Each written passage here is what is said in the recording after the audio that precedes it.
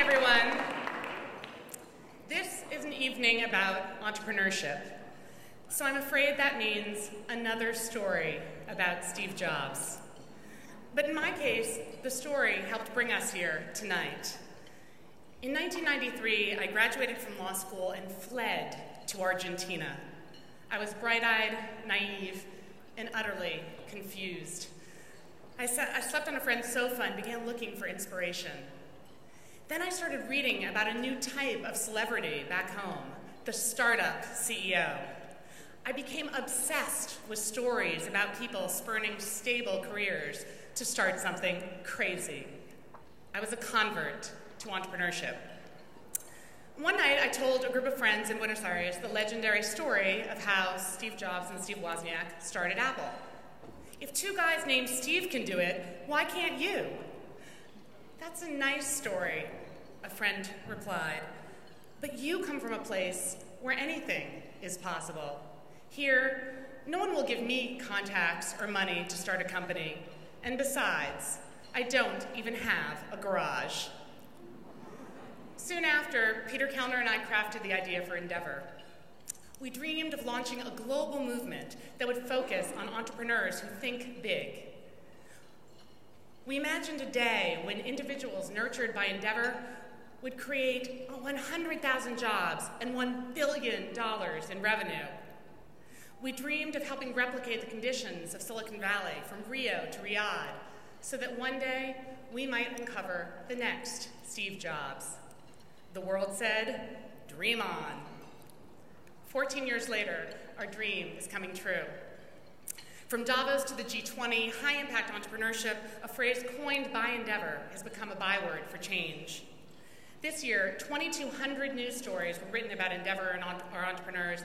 Hundreds of universities used our research. Millions of people joined our workshops and online discussions. And we just learned that a case study about Endeavor will become mandatory reading for the entire first-year class of Harvard Business School. We're still dreaming on.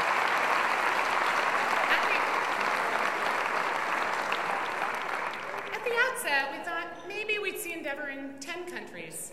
Today, Endeavor operates in 15 countries around the world, including new offices in Lebanon and Indonesia. Our expansion teams are traveling from Saudi Arabia to Malaysia to Poland to Greece. As the Greeks said, Endeavor should consider submerging markets too. We're getting closer to the audacious goal set by our global board chair, Edgar Bronfman Jr., 25 countries by 2015. We're still dreaming on. Remember our goal of 100,000 jobs and $1 billion in revenues? By next year, our entrepreneurs will have created more than 200,000 jobs and have revenues of $5 billion. We're still dreaming on. We dreamed of transmitting the spirit of Silicon Valley around the world by providing access to mentorship and financing.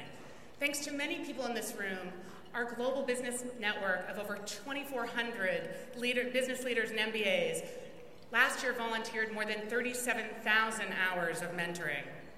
And this year, Endeavor helped dozens of entrepreneurs raise equity financing, including Uruguay's Raul Polikov, who last week sealed a deal with Sequoia Capital. We witnessed an Endeavor entrepreneur list on the Johannesburg Stock Exchange and another prepare for a 2012 IPO on a US stock exchange. And speaking of IPOs, one of our Chilean firms was bought by Groupon, and our entrepreneurs now run Groupon's Latin American operations. Will all the Endeavor entrepreneurs in the room please stand and be recognized?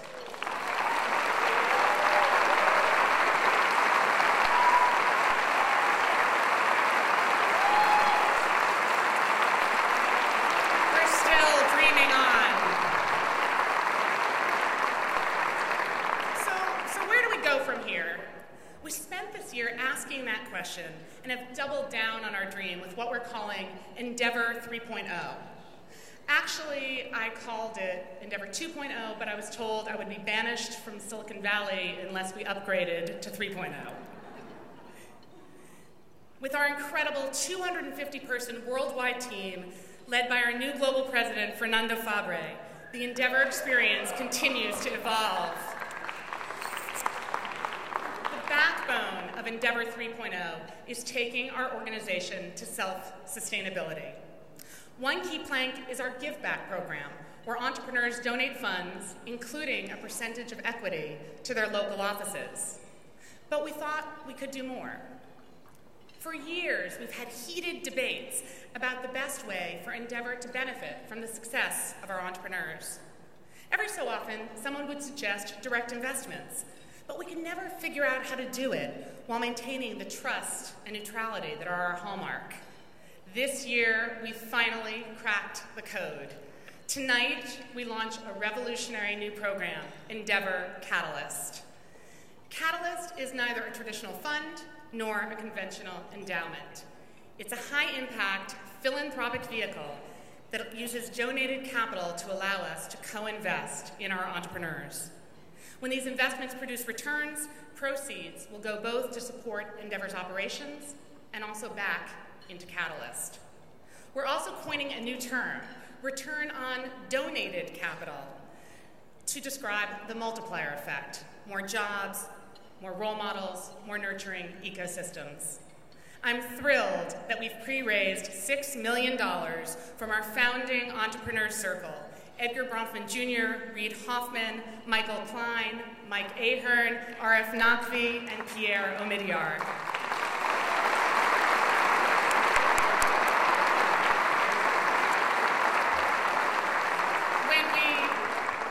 When we reach our target goal of $50 million, the program will continually replenish itself and Endeavor will be on the way to sustainability. As I said, we're still dreaming on. In my home, we vote on a word of the week for my 6.5-year-old twin daughters, Tybee and Eden, whom I should mention are at tonight's dinner. Wave, girlies. Words of the week in our house include self-control, thankful, and this week, gala manners. If we were to propose a word of the year for World Affairs, it would be disruption.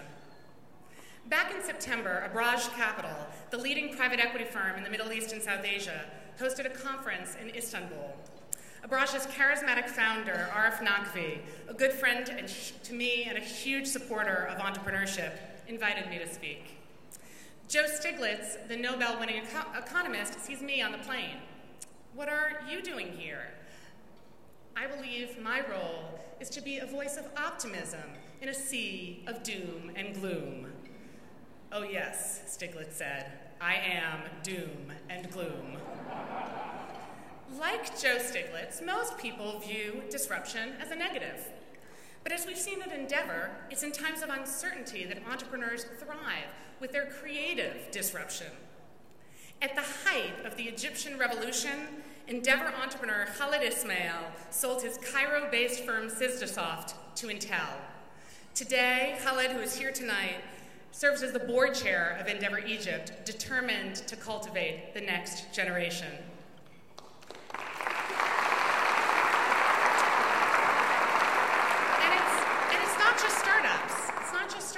These days, Fortune 500 CEOs call us and ask, how do we adopt a more entrepreneurial mindset? Go out and meet the people we see every day, I tell them. Like my friend, Fadi Khandour. He built a global logistics company in Jordan that took on FedEx. You'll learn a lot about Fadi tonight, but let me just say that for entrepreneurs in the Middle East, getting a mentoring session with Fadi is akin to finding the Holy Grail.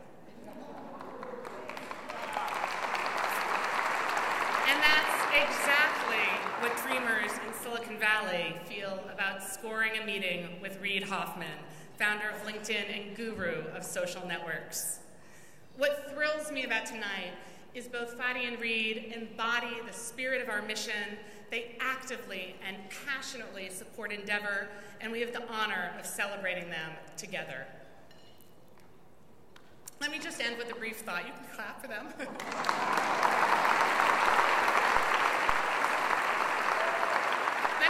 Let me just end with a brief thought. Last month, I was in the Middle East when Steve Jobs died, and I heard this conversation. Who knew that he was just like us? His father was Syrian, followed by, but good thing he didn't live here, or Apple wouldn't exist. And I thought, our work is not done. There are still places in the world where Endeavor is needed. But we can't do it alone. Tonight, I invite you to join us. Together, let's dream on. Thank you.